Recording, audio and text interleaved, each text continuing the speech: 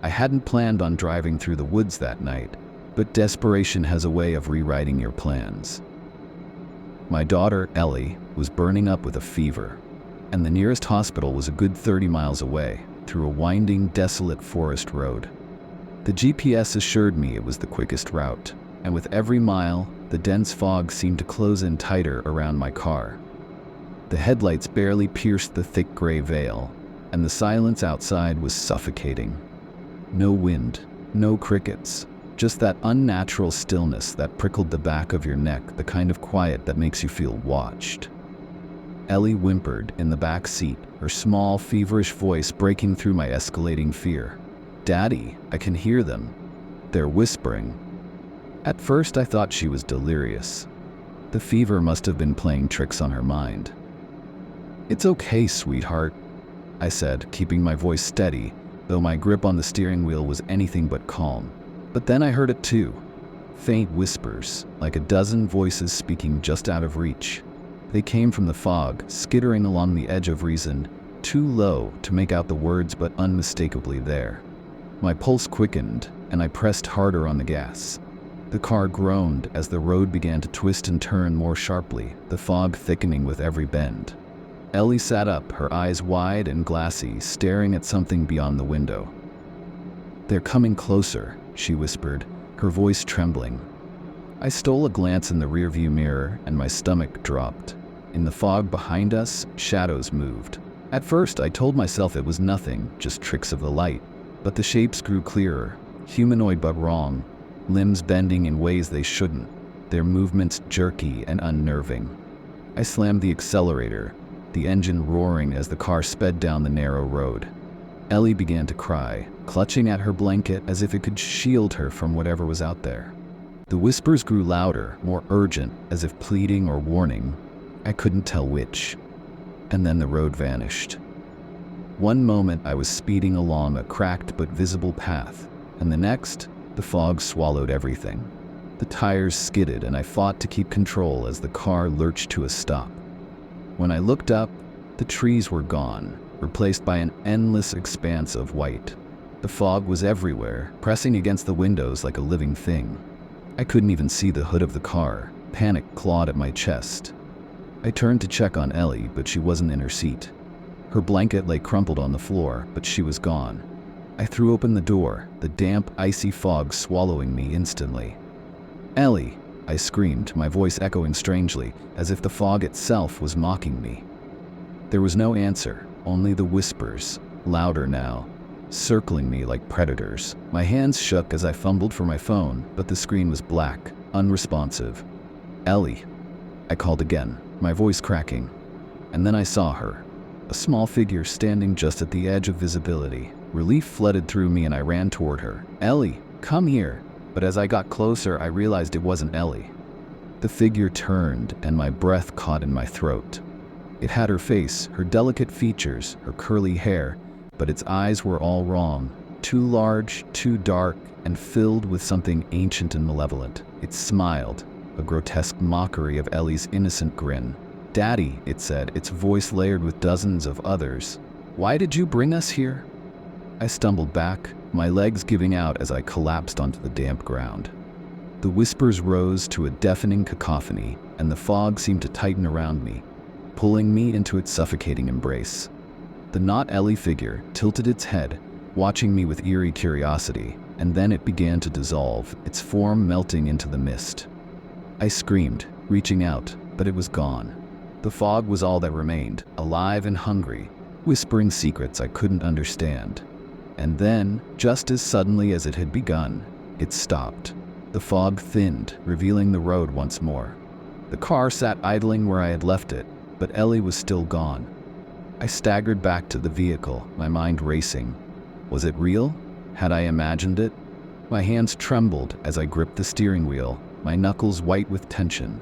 A faint sound drew my attention, and I turned to see Ellie's blanket moving on its own.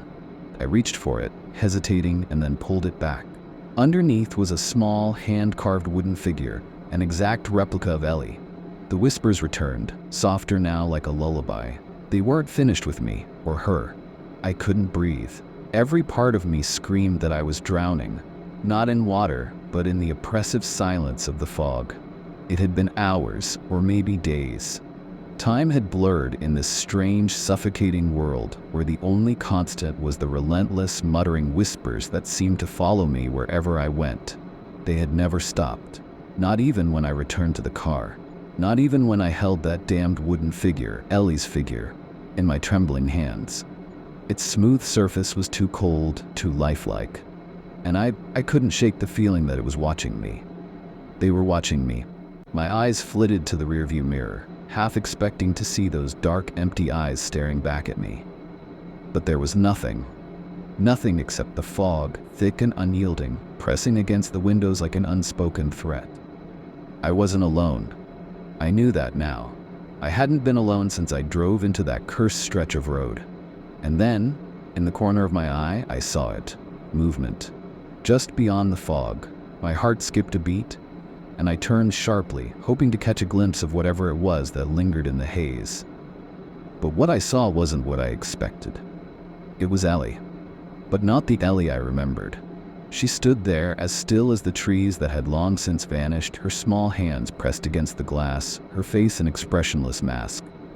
Her eyes were wide open, but they were blank, devoid of all recognition. "Ellie?" I whispered, my voice barely a sound against the thick wall of mist. She didn't respond. She couldn't respond. I had no idea what she had become, who she had become. My mind screamed at me to drive away, to get out of here, but my body froze in place. The car was suddenly a tomb, and Ellie, or whatever that thing was the warden. I couldn't breathe. I didn't know if it was the suffocating fog or the crushing weight of my own fear, but my chest was tight, my heart racing out of control. I slammed my hand against the window, desperate to wake her, to make her move, to make her see me again. "Ellie," I shouted, my voice raw, my throat burning, but she didn't flinch. Her eyes didn't blink, and for one gut-wrenching moment, I was sure she was dead. Her tiny, feverish body lost to the fog, to whatever dark force had taken her. But then the car shifted as if something had pressed against it. I looked up, and my blood turned to ice. In the reflection of the rearview mirror, I saw it. The thing that had been behind me all along, whispering its warnings in my ear. It was there, in the fog, standing just behind Ellie. I was losing my mind. I could feel it. The sharp edge of insanity creeping up on me, ready to take me into the same oblivion that had claimed Ellie. I stared at the figure, a tall, thin shape, its features indistinct like something not meant to be seen. But there was no mistaking what I saw next. A smile. It smiled. Not a friendly smile, not a human smile. It was the kind of smile you might see on a predator just before it strikes. "Ellie," I whispered, my voice breaking, but she didn't hear me. No, she couldn't. Not anymore. She was no longer my daughter, and I was no longer her father. The thing that stood behind her wasn't just a shadow, wasn't just some figment of my tired, terrified mind. It was real, and it had her. I had to get out. I had to leave. But when I reached for the door handle, it wouldn't budge. The car had locked itself, the doors now sealed shut, as if the very vehicle was part of this nightmare. I turned to the back seat, my mind racing, searching for something, anything to help me. That's when I saw the second figure, a twisted version of Ellie's doll, but far worse. This one was no longer wooden. It was fleshy, its skin mottled and raw, its eyes hollow, like dark pits that stared back into my very soul. It sat there in the passenger seat right next to me, its mouth opening in a silent scream. The whispers grew louder now, surrounding me, 100 voices all speaking in unison. "Leave, leave, leave." And yet, I couldn't. Suddenly, the car's engine sputtered, dying, and I was plunged into darkness. No lights, no sound, just me and the whispers. And then, in the blackness, I heard something new. A voice. Not from outside, but from inside my own head. "She's coming." I gasped, my hands shaking as I turned, hoping to see Ellie. But there was nothing. No figure, no movement, just the void. I didn't know who was speaking or what was speaking, but I understood the message all too clearly. Whatever was out there wasn't finished with me or her. It wanted more. It always wanted more. And then I felt it. The press of something cold and wet against my neck. I froze, my breath caught in my throat. It was here. It had followed me inside. something cold and damp, its presence suffocating, like hands made of mist wrapped around me. I tried to scream, but my voice died in my throat. The whispers surged to a deafening crescendo. She's here, she's watching. I couldn't take it anymore. I had to get out. I had to run. But when I opened my eyes, I wasn't in the car anymore. I was standing in a field, the fog stretching out for miles. The ground was soft beneath my feet, too soft, like it was made of something that didn't belong. And there, in the distance, I saw her. Ellie. She was standing just beyond the fog, her small form outlined in a strange, otherworldly light. But this time, her eyes weren't empty. They were full of recognition, full of something that shouldn't be there. "Daddy," she whispered, her voice sweet and broken. But as I stepped forward, her body jerked violently, twisting in ways that were wrong, unnatural. Her face contorted into something horrifying, and the whispers grew louder, rising in a deafening roar. I reached for her, desperate to pull her back from whatever hell had claimed her, but it was too late. And just before I was consumed by the fog, I heard it. A voice, not Ellie's, but something far older. "Welcome home." The air was thick with grief. I don't know how long I've been standing here. Hours, maybe days. Time is a broken concept now, swallowed by the fog. It drips like wet cotton into my lungs, choking me with its unnatural dampness. But it's not the fog that suffocates me. No, it's the silence. The complete, oppressive silence that has filled my mind ever since I saw her. My daughter, Ellie. The thing in her place was not my Ellie, but she was wearing her face. I can still hear her voice, her sweet, broken whisper. "Daddy, it's too late." Too late. Too late for what? What was she warning me about? I want to scream, but I can't. I want to run, but my legs are cemented to the earth. The fog is alive, and it's watching me. I turned around, trying to break the paralysis that had gripped me since I stepped out of that cursed car. And there it was again, the smile. Not a smile. It wasn't human, this twisted expression that crawled across the fog. It stretched too wide, like a snake unhinging its jaw. And behind it, the eyes. No, not eyes. Empty holes, and they were staring right at me. The thing that wore my daughter's face, the thing, smiled, and I swear, it felt like the very ground beneath me trembled. The whispers intensified, a flood of voices crashing against my skull. My thoughts were fragmented, jagged, scattered like glass on the floor. The voices, they weren't speaking to me anymore. They were speaking through me. "Come closer, Daddy," it said, her voice mingling with the other voices. I couldn't stop myself. My feet moved before I could process it. The fog was pulling me toward her, toward the twisted thing in the distance, and I was powerless to resist. My heart thudded so loudly in my chest that I thought it would burst. My hands shook uncontrollably. I couldn't stop myself. Each step felt like I was being drawn into a nightmare I couldn't wake from. I knew something was wrong. I knew I should be running, but I couldn't. As I moved closer, the fog grew thicker, heavier. It wrapped itself around me like fingers, tight and suffocating, and for the first time I understood the whispers. They weren't warnings. They were commands. The fog wanted me. It was trying to pull me into whatever dark hole it had crawled out of, and the thing that was once my daughter, once my sweet Ellie, was just its bait. The twist in my gut, the horror in my bones, told me everything. I had to get out of here, but the thing that had once been Ellie wasn't going to let me leave. And then I saw it. The truth. The horrible, terrifying truth. The world around me began to shift, the trees in the distance bending in unnatural angles. The fog, it wasn't just fog, it was something more, something ancient.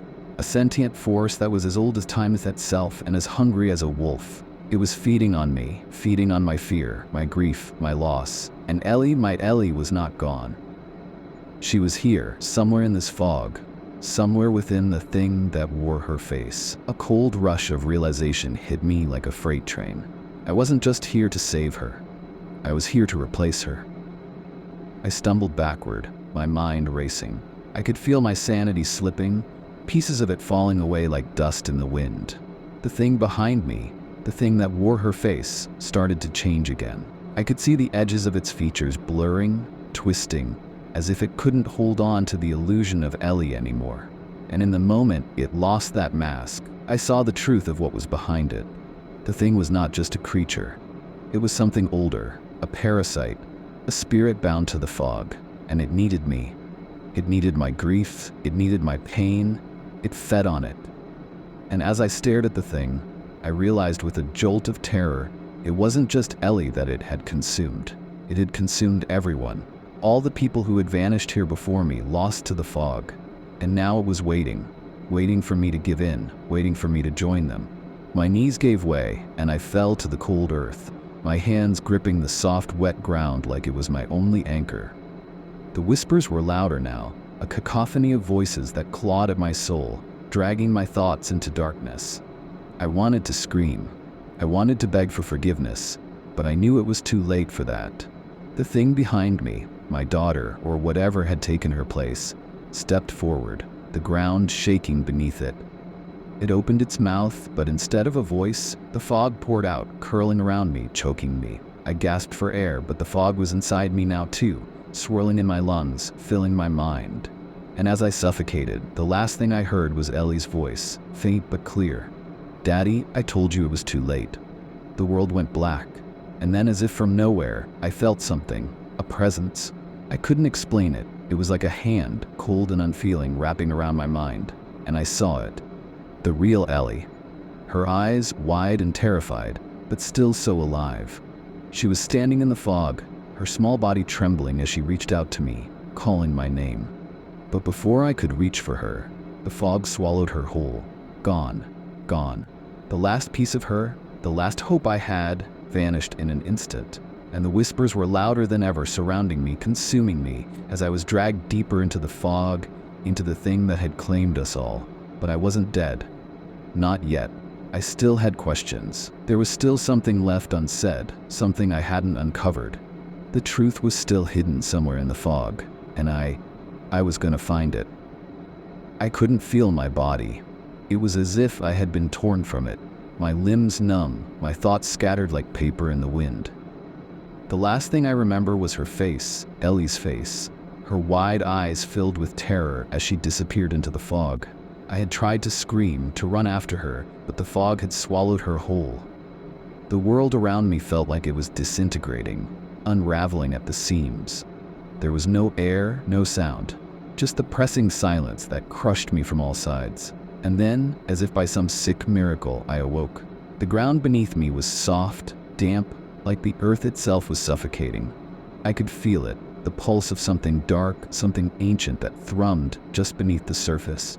My hands trembled as I pushed myself up, gasping for breath.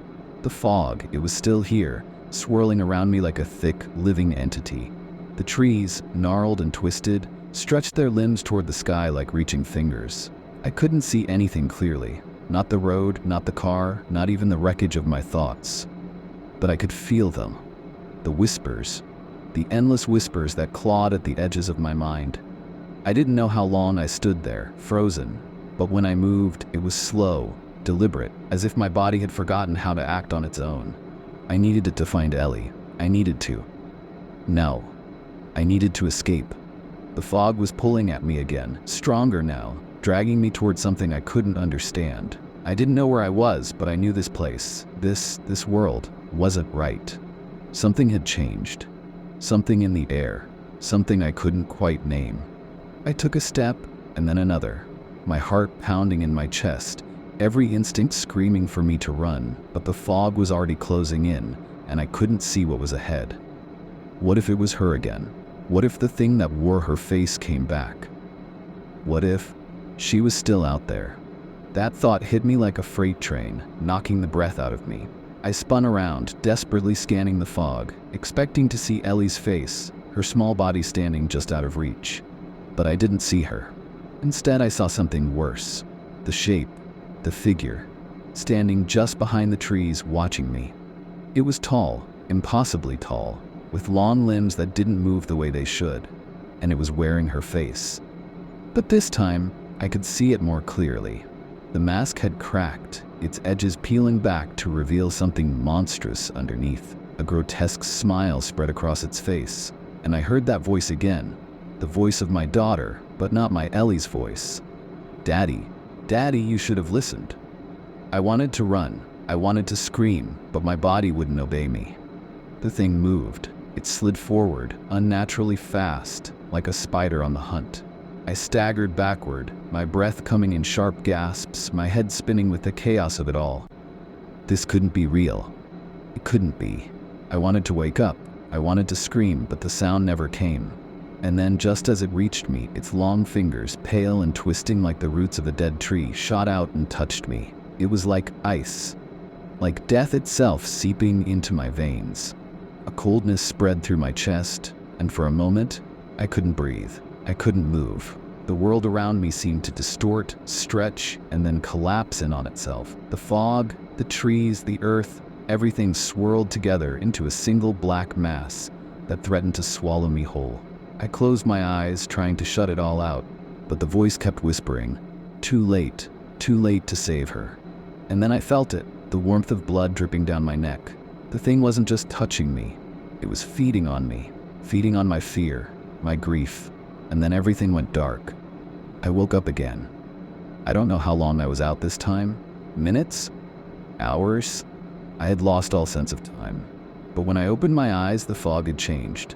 It wasn't the thick, oppressive mass that had clouded everything before. No, now it was thinner, more transparent, but still there.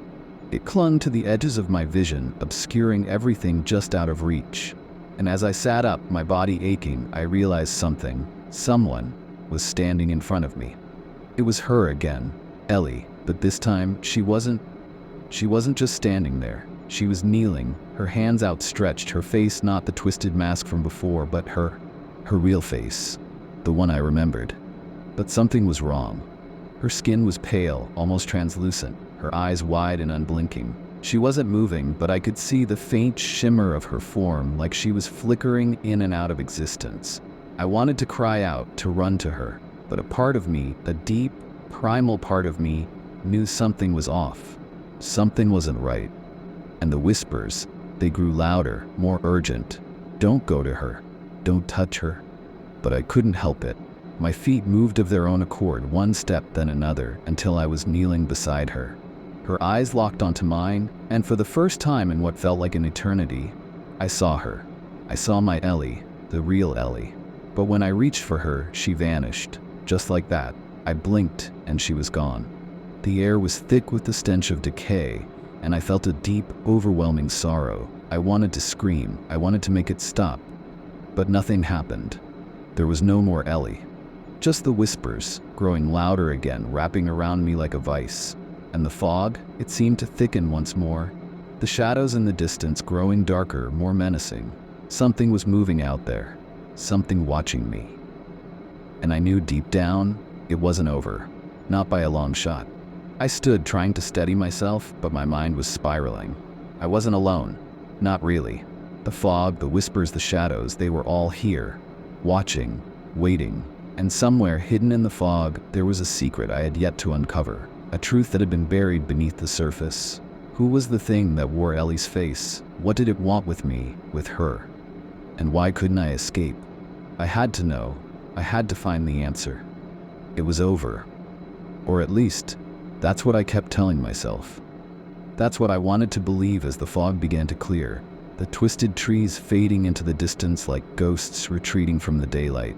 I could almost hear the soft rustling of leaves, the breeze whispering through the branches.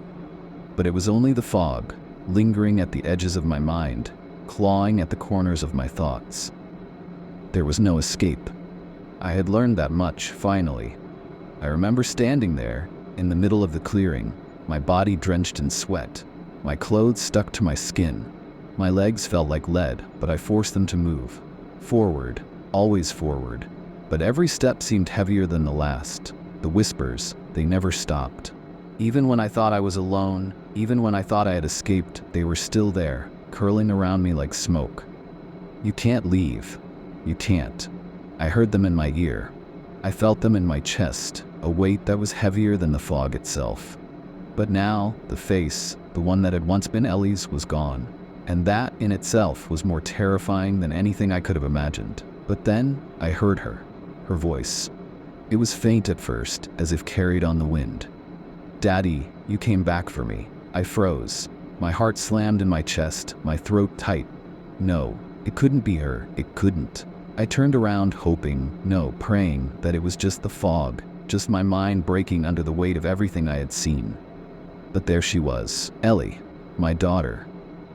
Standing in front of me, her body pale and translucent, her eyes wide and full of that same terror I had seen before. But this time she wasn't reaching for me. No, she was just staring. Ellie? I whispered, my voice trembling, and then she smiled. But it wasn't a smile, it was more like a ripple across her face. Her mouth stretched wider, too wide, and I could see the edge of something wrong beneath her skin. A darkness that was barely contained, pressing against her fragile form. I staggered backward, my breath catching in my throat as her smile grew. "Don't run," she said, her voice turning hollow, empty. "I need you to stay with me. We've been waiting." The last part echoed, not just from her mouth but from all around me. The fog shifted, swirling faster now, and the twisted trees seemed to bend and sway as if the very land was alive. The ground beneath me trembled, like something was rising from it, and then I saw it. The shape, the thing that had been pulling me closer all this time, the thing that had worn Ellie's face, the thing that had claimed her, and now it was coming for me. But it wasn't just that. No, it was worse, much worse. I realized too late that I had never been alone. Not really. The fog wasn't just an element, a force. It was something more, something alive, a consciousness, ancient and twisted, that had been waiting for someone to stumble in, waiting for me. It had been feeding on my grief, my fear, and it had been feeding on her, on Ellie. "We need you, Daddy," the voice said again, but this time it wasn't just her. It was all of them. All the lost souls, the ones who had been trapped here, lost to the fog, their voices rising like a choir of suffering. And in that moment, I understood the truth. I was never going to leave. None of us were. And Ellie, my Ellie, she was gone. She had always been gone. She had been the first one to fall, the first one to become part of the fog, to become part of its hunger. The thing that I had been chasing, the thing that wore her face, had been her. Or at least, it had become her. The moment I had seen her face in the fog, the moment I had heard her voice, I had been lost. The truth was simple. I had been dead all along. Everything I had seen, everything had been a lie. The fog had swallowed me the day I crashed my car. It had been waiting, luring me in with the image of my daughter, using my love and grief to draw me deeper, until I couldn't tell where the fog ended and I began. My mind had played tricks on me, kept me searching for a way out, kept me clinging to the hope of seeing Ellie again, of holding her in my arms. But in the end, I wasn't her father anymore. I wasn't a father at all. I was just another lost soul, another part of the fog. And as I stood there looking at her one last time, at the thing that had once been my Ellie, I realized with a gut-wrenching certainty that I wasn't just trapped in the fog. I was part of it. The fog was me. And when she spoke again, her eyes full of that terrible empty knowing, she whispered, "I told you, Daddy. It was too late." And then the fog swallowed me whole. Thanks for watching. For more terrifying creepypasta stories, check out the playlists or the video on screen. Don't forget to like, subscribe, and share with your friends. Stay safe and stay scared.